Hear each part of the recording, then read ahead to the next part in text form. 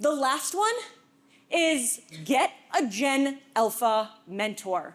We have so many programs internally, right, about the transference of institutional knowledge and mentorship programs, especially when it comes to interns and new hires, and that's great. That's great. Have this for yourselves personally. Don't have it be Gen Z. They are already too old. They're already in the workplace.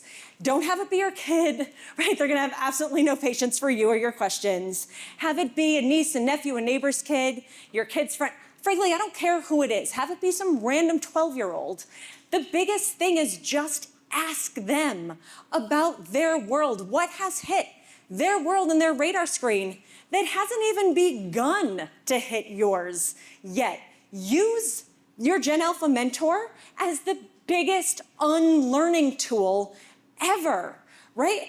Use them to then think, oh wow, I never knew of that technology, or I never knew that they were forming relationships this way, whatever it is. Again, get into the minds of a completely different generation.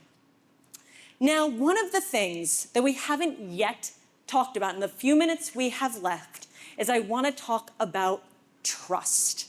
Trust is such a critical ingredient here, because as we talk about this tug of war and we talk about the mindset shifts and the behavioral shifts, we are living at a time where the boundaries between what is real, fake, true, and false are starting to blur.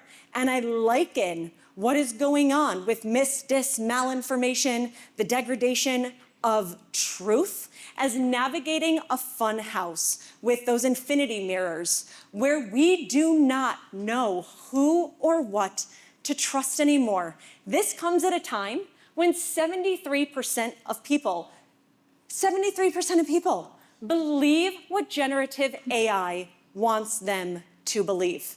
So I think of this almost through an epidemiological lens, with the question of how do we inoculate ourselves? How do we inoculate ourselves from all of these different versions of reality that are almost in a near constant battle to say which is going to gain our momentary attention, which one isn't, in this world where how do we prove any of these things to be true anymore in this world of deepfakes? Now, this is not to take us down a very dark existential rabbit hole. In the last 2 minutes of this presentation, it is to say this: what this reality does is fully elevates the power and the necessity of trusted human-to-human relationships. Human-to-human relationships, and not paying lip service to them, not saying, oh, I trust my AI.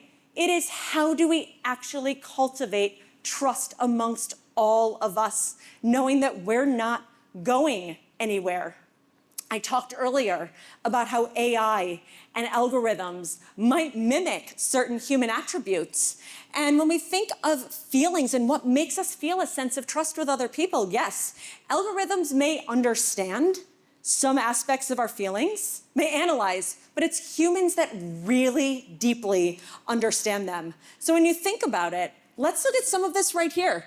64% of consumers would rather interact with humans than AI for customer service. Where is AI development largely in disrupting so much of customer service right now when people are actually saying they want something different?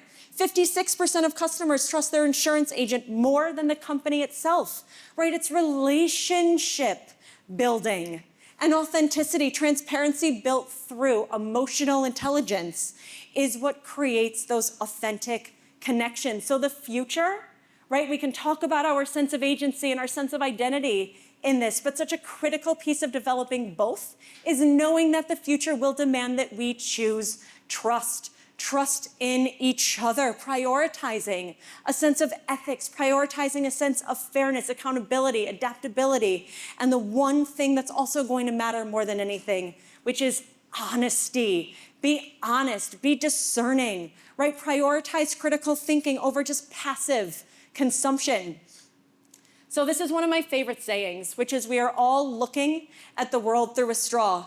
So just imagine what we are missing, right? So much of what we see and what we think about are through these own little tiny portholes of perception. Our preconceived notions of how things operate, going back to that ink blot test, how we choose to engage with the future and what it is that we choose ultimately to see. And what this underscores is that we have the ability to imagine completely different viewpoints. We have the capacity to imagine bigger and better outcomes.